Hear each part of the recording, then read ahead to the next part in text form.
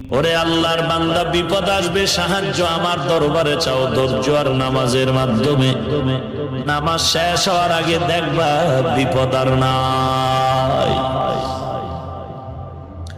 আল্লাহর বান্দা জবাব পেয়ে দ্রুত গতিতে নামাজে হাজির হয়ে গেল।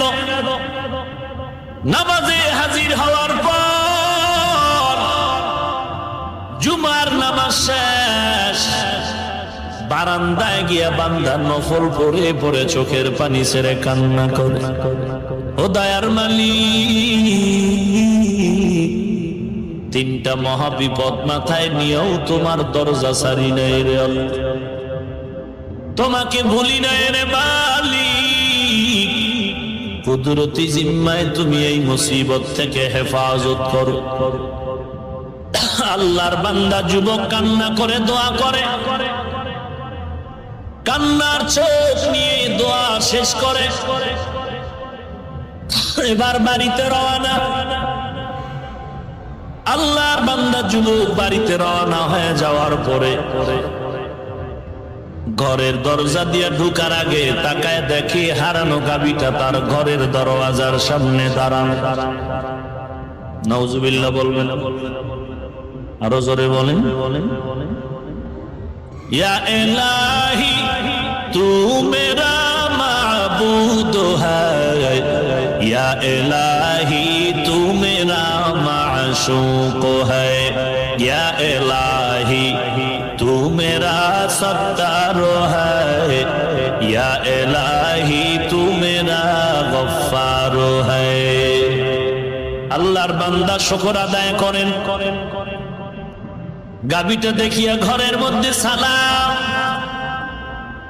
সালাম দিয়ে ঢুকেছেন।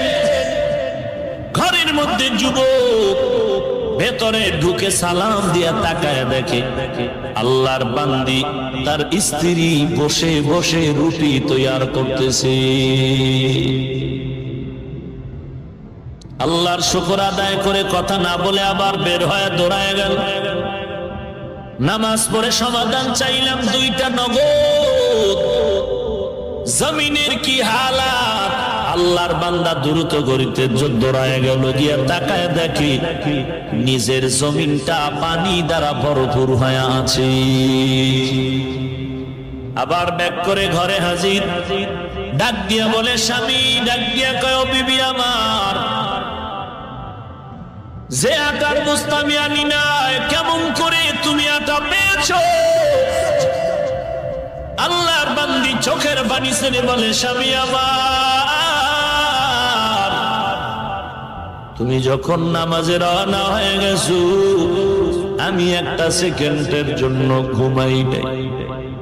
সুন্দর করে আমি ওযু বানাইয়া নামাজের মুসাল্লায় পড়ে গেল, কান্নাকাটি করে দোয়া করলাম, হে মালিক, মহা বিপদ থেকে তুমি কুদরতের হাতে হেফাজত করো।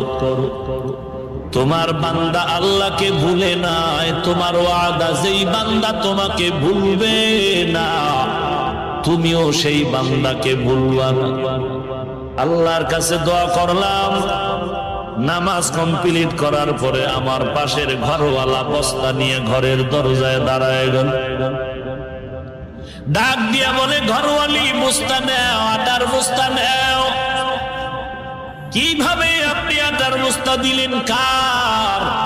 বলে, এটা তোমাদের বস্তা। আমার আটার বস্তাও ছিল মিলের ভেতরে, আমি আনতে গিয়া ভুলে তোমাদেরটা নিয়ে আসছি। নেও।